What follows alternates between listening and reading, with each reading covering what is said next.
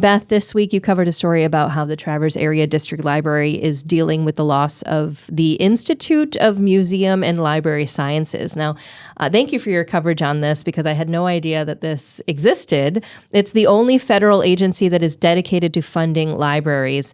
And this is, again, continuing that conversation about what does this mean for TADL, the Traverse Area District Library's main branch on Woodmere, and it has 5 satellite locations as well. What does this mean?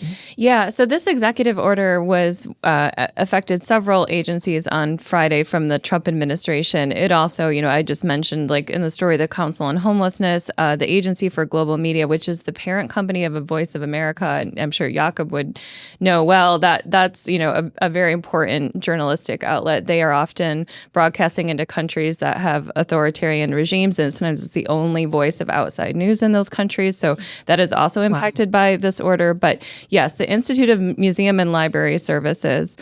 This is an independent federal agency. It supports libraries, but also archives, museums. In the story, we talked about Traverse Area District Library, but also as an aside, institutions in Traverse City like the Denos Museum Center also get funding through this agency. So this agency is directing, last year it was $266 million to these institutions. How typically for the library funding in Traverse City works is funding comes to the Library of Michigan, the state library, and then the state library distributes it to the independent libraries throughout the state, including Traverse Area District Library. So where we might see some real impacts from this is MELCAT, which is the statewide interlibrary loan service. About 50 people use this in Traverse City every day to request materials from across the state. So sometimes certain kinds of books or catalogs or testing support might not be available in Traverse City, but they can have it shipped up from Lansing or Detroit or somewhere else where another library in the state has that.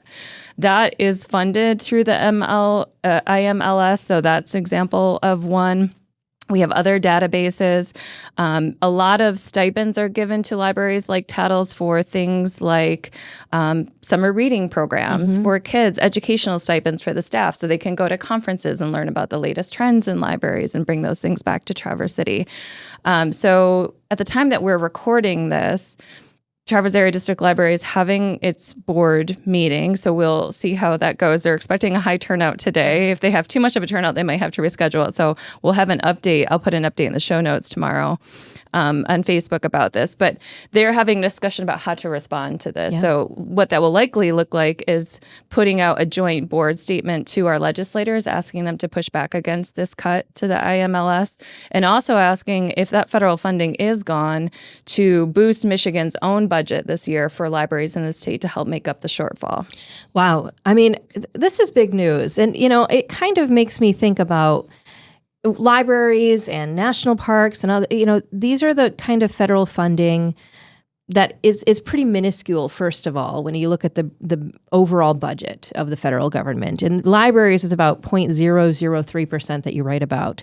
Over 1.2 billion visits to libraries happen across the country every year. So any business-minded individual would look at this as going, if you see an investment of $322 million in total spending and that return on investment resulting in billions of visits, I mean, that's a great use of dollars in my mind. And I feel like most people would agree. So whether you're in favor of federal cuts or not, when you have federal programs that are bipartisan supported, that have great ROI, like the libraries, like the national parks, I feel like this is just we're putting ourselves at risk of public relations disasters, as I think we've seen. Yeah, and I think I think polling supports that. I think there, nationally, if you look at national polls, I think the support for Doge is decreasing, support for Elon Musk is decreasing. I think in part it's not, and I think, people on both sides of the aisle agree, it's not that there's not inefficiency or even perhaps fraud in areas of government that could be investigated or eliminated. I think it's the haste with which so many programs, including beloved programs like libraries, are being rapidly defunded. And it makes it, the New York Times, for example, has done a lot of great reporting on this, but it makes it look like there's not careful analysis happening. The haste is what is causing a lot of concern. And I would say libraries are an example for sure. You mentioned the word bipartisan. Particularly in rural areas, libraries provide many services that community members need. And, another example for our local Traverse area district library is the Larry Gorton Talking Book Library, which is it won a Library of Congress award last year, a national award. It provides free audio and Braille materials to about 400 people across our community who are either reading impaired or physically impaired, have some sort of disability where they can't look at traditional visual reading materials. So these are alternate materials for them. About half of the funding for that program comes from national grants. So that's another one. When I talked to Michelle Howard, the library director, there's a lot of fear about how devastating that would be for people of all political stripes in the community who use that resource at the library. Yeah. I mean, obviously, it's a very well done story, and we're really anxious to hear about what happens at the meeting. Yes, we'll have an update now. Obviously, in the meeting as well, they're going to be addressing another item here. The library board is weighing a patron request to ban a book that is currently available at the library. And you wrote about this in your story as well. It got lots of attention. Can you tell us a little more about that? Yeah, and this is the reason why I think today, in addition to library funding, when we're done recording today, I'm going to pop over to the library and see how this meeting is going. Because I know that the board has gotten many, many, many emails about this issue this week. This is the first time in any staff's memory at the library that a book banning request has been elevated to the board level. So Tattle, like many libraries, does have a process to challenge materials in the library. A patron can fill out a form expressing their concerns. That form goes to a committee that includes the library director and 2 library department heads. They review the request with the patron, and then they make a decision. Typically, there's about only one of those requests per year. Often the library will turn down the request, in part because they have very stringent vetting processes for materials to even be introduced into a collection in the first place.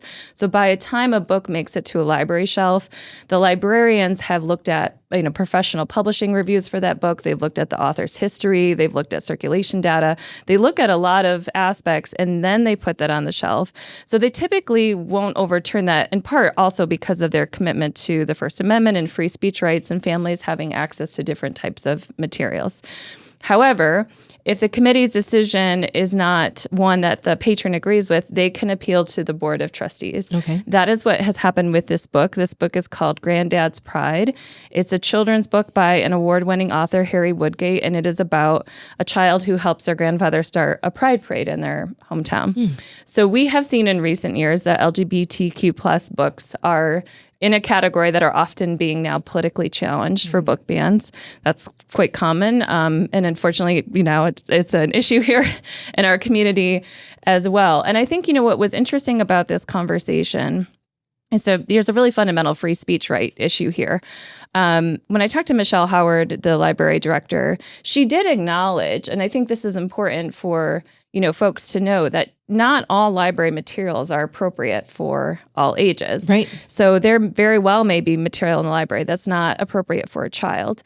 However, the library policy is that discretion is left up to parents. So if there are patrons who are under 18, parents have the right and duty under Tattle's policy to monitor that content for those underage patrons. Right. And her quote in the story that I think is an important one to keep in mind when we have these book banning discussions is she said, "We respect a parent's right to choose what their children read, but they can't choose what someone else's children read." And I think that is the fundamental First Amendment right issue that's at the heart of this TCAPS debate or Tattle debate this week. Yeah, absolutely. I'm and it'll be really interesting to see what happens with that. As of the time that we're recording this, you mentioned before recording that lots of people are emailing, lots of people are, have things to say about this. Most of it in favor of keep the book and let people decide for themselves or for their children. Yes. And, the ACLU Michigan has weighed in on this issue. Friends of Tattle have weighed in, the League of Women Voters of the Grand Traverse area, all in support of keeping the book in circulation. For that reason, some people may not want their children to have access to pride materials, but other families have gay parents or have, that access to learning about pride is really important for them. Yeah. So, we'll, again, because the meeting's happening right now, now. We don't know the outcome of that, but we will certainly share an update on that. Perfect. Thank you for that. Beth, has this book faced bans or hurdles elsewhere? It has, yes. And I think, what we're also seeing, and the reason TCAP slipped into my mind along with Tattle is, that these conversations also happen at school board levels for school libraries quite frequently. And we have seen in recent years that there are some concerted efforts on the right to put together lists of books that they recommend that, people go in their communities and challenge these books. Sometimes people haven't even read them. Sometimes they have. But they kind of will put out materials recommending if your library carries this book, you should go and challenge it. In this case, I will just note that when a committee at the library gets a challenge book, they are all required themselves. They all read it before they make a decision about it. They can talk about the imagery with the person. And Michelle did say traditionally, when they explain to a patron, this is why we are keeping the book in circulation and turning down your request, and they'll go through the rationale. Most people do usually accept that in the end. Okay, that's good to know.